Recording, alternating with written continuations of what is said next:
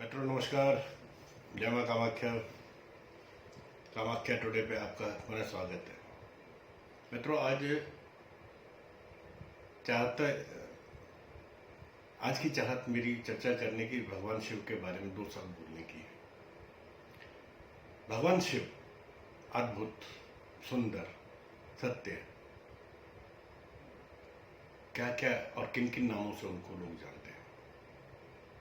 भगवान शिव किसी गुट, किसी के पक्ष में नहीं है। उनको कहा जाता है गुट निरपेक्ष है और सुर और असुर दोनों में उनका समान विश्वास है। राम और रावण दोनों ही उनके उपासक रहे हैं और उपासक हैं। आखिर शिव में ऐसी क्या बात है, ऐसा क्या है जो उनको उत्तर में कैलाश से लेके दक्षिण के रामेश्वर तक एक जैसे पूजे जाते हैं। एक जैसे लोग उनके बारे में चिंतन करते हैं, उनका आराध्य मानते हैं।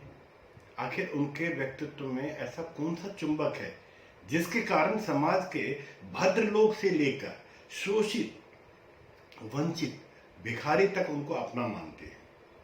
आखिर वो सबके सर्वहारा के देवता क्यों है? उनका दायरा इतना व्यापक कैसे है? साथियों, राम का व्यक्तित्व अगर मर्यादित है, कृष्ण का उन्मुक्त है, तो शिव का असीमित है। वो असीमित व्यक्तित्व के स्वामी हैं। वो आदि है और अंत भी है। शायद इसलिए बाकी सभी देव हैं, केवल शिव महादेव हैं। वे उत्सव के प्रिय हैं।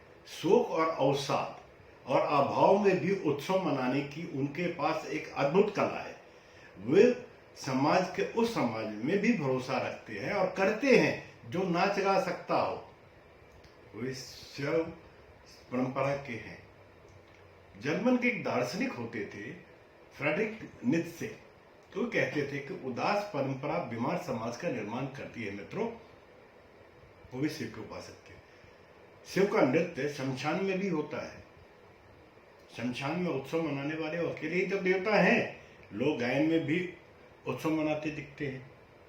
आपने सुना होगा, खेले मसानी में होरी दिगंबर, खेले मसानी में होरी, भूत पिशाच बटोरी दिगंबर, खेले मसाने में होरी। सिर्फ देश में ही नहीं मित्रों, विदेशों में भी शिव की प्रति बहुत गहरी आस्था है। सन 60 के दशक में हिप्पी संस्कृति, जब 60वें दशक में अमेरिका से भारत आई, हिप्पी आंदोलन की नींव यूनानियों के प्रति संस्कृति आंदोलन में देखी जा सकती है। पर हिप्पियों के देवता, आदि देवता शिव तो हमारे यहां पहले ही से मौजूद थे, आदिकाल से। या यूं कहें, शिव आदि हिप्पी थे। अगर उनको यूनान ने, हिप्पी संस्कृति वालों ने हमारे यहाँ 60 में लेके आए, तो हम तो शिव के उपासक सृष्टि के निर्माण के साथ हैं। भगवान शिव अधनंगे, मतवाले, नाचते गाते, नशा करने वाले भगवान शंकर इन्हें भंगर, भिक्षुक, भोला भंडारी भी तो कहा करते हैं। आम देवता के देवता, आम आदमी के देवता, भूखों नंगे के प्रतीक। वो हर वक्त समाज और सामाजिक बंदिशों से आजाद होने की, खुद की राह बनाने और जीवन के नए अर्थ खोजने की चाह रखने में विश्वास करते हैं। यही मस्त मौला, जिसको हम हिप्पीपना कह लें, उनके विवाह में तो सबसे बड़ा अड़चन था। कोई भी पिता, मित्रों, कोई भी पिता किसी भूखे नंगे मतवाले से अपनी बेटी ब्याहने की इजाजत कैसे दे सकता था?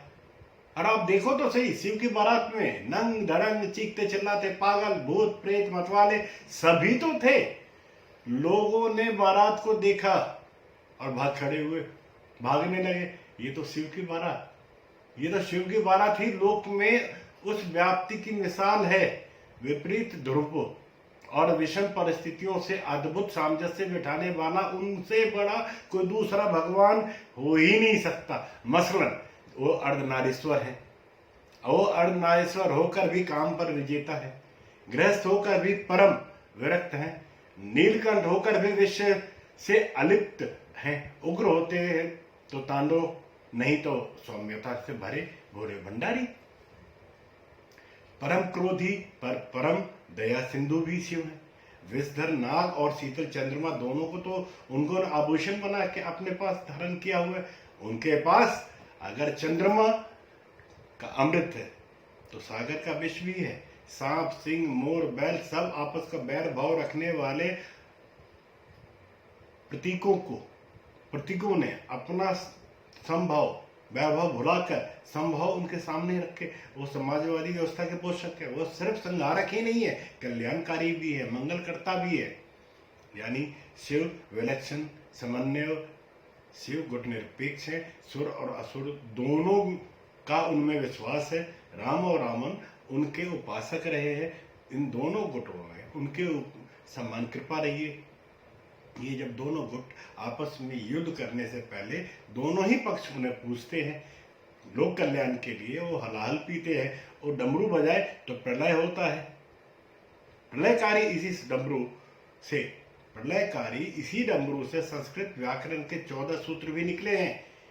इन्हीं माहेश्वर सूत्रों से दुनिया की कई अनेक भाषाओं का जन्म हुआ है। आज पर्यावरण को बचाने की चिंता विश्वव्यापी है। शिव सबसे पहले पर्यावरण प्रेमी रहे हैं। वह पशुपति हैं, निरीह पशुओं के रक्षक हैं। आर्य जब जंगल काट के बस्तियां बसा रहे थे, खेती के लिए जमीन तैयार कर रहे थे, गाय के दूध को अपने प्रयोग में ला रहे थे मित्रों, तो बछड़े का मांस भी खा रहे थे।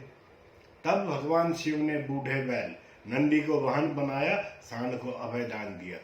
जंगल कटने से बेदखल सांपों को आश्रय दिया। कोई उपेक्षित को गले नहीं लगाता, महादेव ने उन्हें गले लगाया। शमशान मरघट में कोई नहीं रुकना चाहता, शिव ने वहां अपना ठिकाना बसाया। जिस कैलाश पर ठहरना कठिन ही नहीं असंभव था, जहां कोई वनस्पति नहीं, जहां कोई प्राणवायु नहीं, वहां उन्होंने अपनी धूनी लगाई। दूसरे सारे भगवान अपने शरीर के लिए जतन के लिए न जाने क्या क्या द्रव्य लगाते रहे। भगवान शिव केवल भभूत का इस्तेमाल करते हैं, उनमें रत्ती भर भी लोक दिखावा नहीं। शिव उसी रूप में विवाह के लिए जाते जिस रूप में वो हमेशा रहते हैं। वो साकार है, वो निराकार भी है।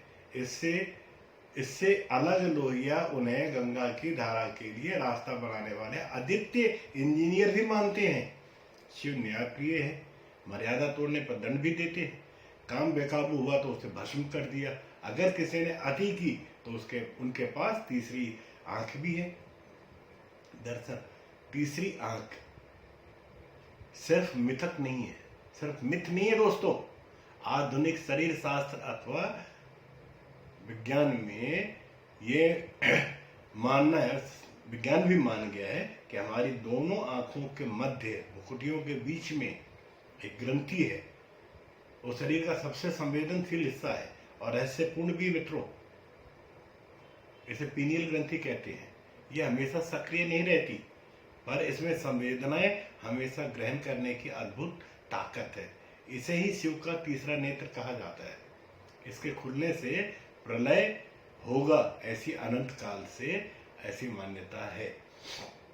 महाकाल है, सर्वव्यापी है, सर्वग्राही है। सिर्फ भक्तों के लिए नहीं, देवताओं के भी वो संकट मोचन है, उनके ट्रबल शूटर है। शिव का पक्ष सत्य का पक्ष है। उनके निर्णय लोक मंगल के हित में होते हैं मित्रों। जीवन में परम रहस्य को जानने के लिए शिव के इन रूपों को समझना बहुत जरूरी है, क्योंकि शिव उस आम आदमी की पहुंच में जिसके पास मात्र एक लोटा जल है। इसलिए उत्तर में कैलाश से लेकर दक्षिण के रामेश्वरम तक उनकी व्याप्ति और श्रद्धा एक सी बनी है। जहाँ सत्य है वहाँ शिव है, जहाँ शिव है वहाँ सुंदरता है। शिव का शाब्दिक अर्थ उच्चतम चेतना। शिवरात्रि का पर्व मित्रों बीत चुका है। यह एक दिन ऐसा दुनिया में आता है जब शिव तत्व का ज्ञान हासिल करने के लिए मनाया जाता है। इसके बाद का समय इस ज्ञान को उपयोग करने के लिए है। शिव तत्व का पहला संदेश है कि किसी भी परिस्थिति हो, सफलता चाहिए तो सभी से सामंजस्य बनाना और बना के रखिए। सत्य कर्मों द्वारा व्यक्तित्व को भी निखारा जा सकता है। हमारे सामने भगवान शिव का उदाहरण परम देव सदाशिव या तो समाधि में आत्मचिंतन की मुद्रा में रहते हैं या समाधि से बाहर निकलकर जन कल्याणकारी कार्यों में रहते हैं। यही भाव हमारे जीवन का भी होना चाहिए। हम आत्मनिरीक्षण को अपने दिनचर्या का अंग बनाएं और लोगों के कल्याण हेतु सदैव तत्पर रहें। शिव जी के मस्तक पर जो चंद्रमा इस बात का प्रतीक है कि उन्होंने अपने मस्तिष्क को बहुत शांत रखा है। जटाओं से निकलती हुई गंगा का तात्पर्य है कि कोई सामर्थ्यवान हो, उसे अपने स्वयं पर नियंत्रण हो, वह दूसरों के दुर्गुण रूपी विषयों को सोख कर ठंडे दिमाग से समाज और परिवार में सामंजस्य बनाए रखने का प्रयास करता रहे। उसका व्यक्तित्व ऐसा प्रखर हो जाता है जैसे गंगा जीवन दायिनी शक्तियां स्वयं उसको प्राप्त हो जाती है। जब नदी गंगा धरती पर आई तो उनको स्वीकार करने के लिए कोई तैयार नहीं था। फिर भगवान शिव ने उन्हें अपने जटाओं में, अपने बालों में स्थान दिया, क्योंकि उसकी वेग को कोई बर्दाश्त नहीं कर सकता था। भगवान शिव जी का वाहन नंदी वृषभ है और धर्म का प्रतीक है मित्रों। वही भगवती के वाहन शेर का शक्ति प्रतीक है। देखिए, शेर और बैल दोनों एक दूसरे के विरोधी, परंतु गजब का सामंजस्य। शिव के कंठ में सर्पों की माला है तो पुत्र कार्तिक का वाहन मयूर है, मयूर सर्प का दुश्मन। तो गणेश के वाहन चूहे, जिसका दुश्मन भगवान शिव के गले में लटका हुआ है। सब विपरीत स्वभाव के हैं, लेकिन शिव के सामने अनुशासित रहते हैं, आपस में सामंजस्य बनाए रखते हैं। यह संदेश है, जो व्यक्ति विरोधी स्थितियों में भी सामंजस्य बना लेता है उसका ही जीवन सफल होता है मित्रों। यही गुण परिवार को भी सफल बनाता है, समाज को भी और देश को भी। शिव जी ने हलाहल कंठ के नीचे रखा तो गले के नीचे नहीं उतरने दिया। सांसारिक विष यानी कि दुख कठिनाइयों को गले के नीचे नहीं उतारना चाहिए। कठिनाइयों का भान हो तो उन्हें बहुत महत्व नहीं देना है। अब मित्रों, सांप, चूहा, मोर, बैल और बाघ को एक साथ एक घर में यदि आप नहीं रख सकते तो आप गृहस्थ जीवन में सफल भी नहीं हो सकते। सफलतम गृहस्थ वही जो इन 5 प्रकृति को, इन 5 स्वभाव को बिना किसी विवाद के एक साथ एक घर में रख सके। इसलिए तो गृहस्थ धर्म को सबसे कठिन धर्म माना गया है। देव होना आसान है, गृहस्थ होना कठिन है। इसीलिए तो जब भी देव गृहस्थ धर्म का पालन करने की बात आती है देवों में, तो कतराते हुए दिखाई देते हैं। आप मर्यादा पुरुषोत्तम हो सकते हैं क्योंकि वो होना आसान है, लेकिन एक आदर्श दंपत्ति या गृहस्थ होना आसान नहीं है। आप चक्रवर्ती सम्राट हो सकते हैं मित्रों, लेकिन एक प्रेम में पागल पति नहीं हो सकते। आप सत्यवादी इस हद तक हो सकते हैं कि अपने पत्नी से ही शमशान में कर लेने के लिए उसके वस्त्र तक कटवा दे, लेकिन मृत पत्नी के शव के साथ विलाप में सृष्टि को ध्वस्त कर लेने वाला संकल्प आप में नहीं होगा। आप वो पति नहीं बन सकते। आप सृष्टि के पालनकर्ता और रचयिता हो सकते हैं, लेकिन जब कालकूट विष पीकर सृष्टि को रक्षित करने की बात आएगी तो आप नीलकंठ बनने से जरूर कतरा जाएंगे, किनारा कर लेंगे। आप सहस्त्र गोपियों के साथ बांसुरी बजाकर रास रचाकर सभी को तृप्त जरूर कर सकते हो, लेकिन एक पत्नी के अटपटे प्रश्नों का उत्तर देते हुए असंख्य काव्यों की रचना नहीं कर सकते। देव या मनुष्य ही नहीं, सब जिसमें होगा वह महादेव होगा। यह गुण किसी देव या मनुष्य नहीं, ये सब जिसमें होगा वही हमारा महादेव होगा। महादेव यानी देव से भी बड़ा देव केवल एक ही तो हो सकता है, जो सबसे बड़ा योगी है, भोग की प्रकांक्षता को भी पार करता है और कर्पूर के समान गौर भी है। साथ में श्यामलता की प्रकांक्षता को पार करता हुआ भील भी है, जो देव भी हो सकता है, कपालिक भी हो, जो भोला इतना कि किसी को भी कुछ भी बिना सोचे समझे दे दे, और गुस्सैल इतना कि अपने पुत्र की गर्दन उतारने में भी उसको जरा सा भी ना झिझक हो, जो गुस्से में प्रहलाद जाता हो तो डमरू की थाप पे थिरकता भी हो, जो स्वर्ग को ठोकर पर रखता हो और वन में बन बन भटकता हो, लेकिन स्वर्ग उसके बिना भी नहीं, जो जन्म देता हो तो मृत्यु देने में भी तनिक देरी नहीं लगाता हो, जो पुरुष भी हो नारी भी हो, सच में आप महादेव हैं। आपके बिना कोई भी अनुष्ठान या अभियान पूर्ण हो ही नहीं सकता, इसलिए तो आप देवों के देव हो महादेव।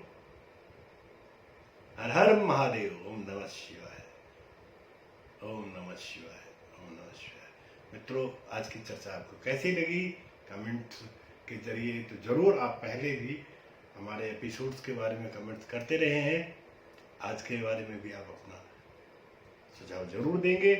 जय महामाई, जय मां कामाख्या। आप सभी स्वस्थ रहें, ऐसी कामना के साथ आज की चर्चा यहाँ समाप्त करता हूँ। हर हर महादेव, हर हर महादेव, हर हर महादेव।